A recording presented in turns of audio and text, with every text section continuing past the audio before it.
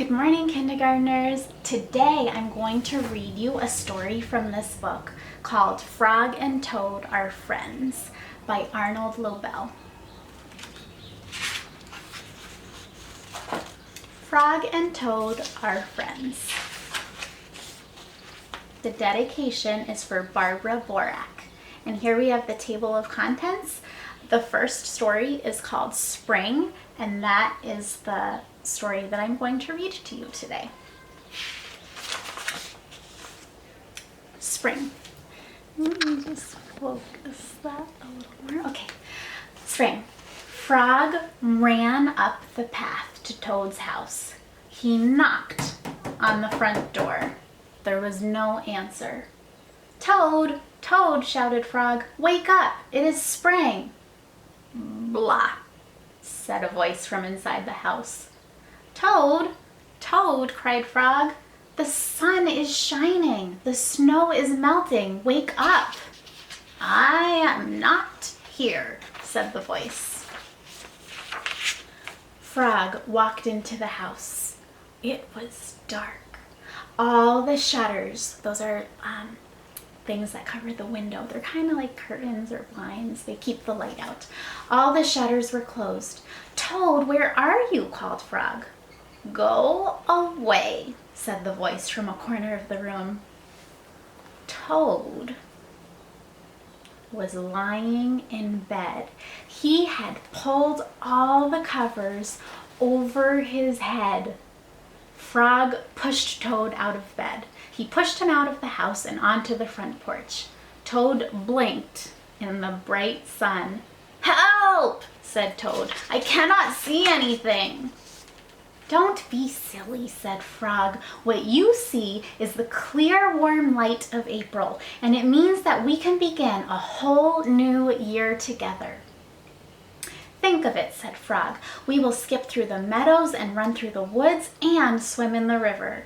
In the evenings, we will sit right here on this front porch and count the stars." "You can count them, Frog," said Toad. "I will be too tired. I am going back to bed."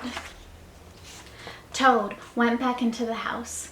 He got into bed and pulled the covers over his head again.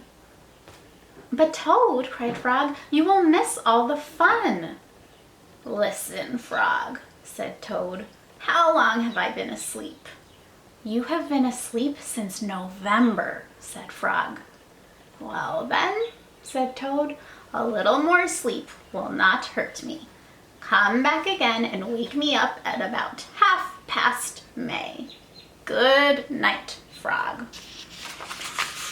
"But Toad," said Frog, "I will be lonely until then." Toad did not answer. He had fallen asleep. Frog looked at Toad's calendar. The November page was still on top.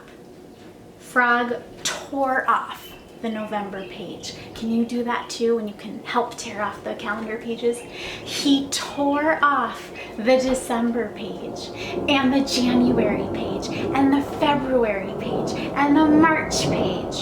He came to the April page. Frog tore off the April page too. Then Frog ran back to Toad's bed. "Toad, Toad, wake up! It is May now." "What?" said Toad. "Can it be May so soon?" "Yes," said Frog. "Look at your calendar."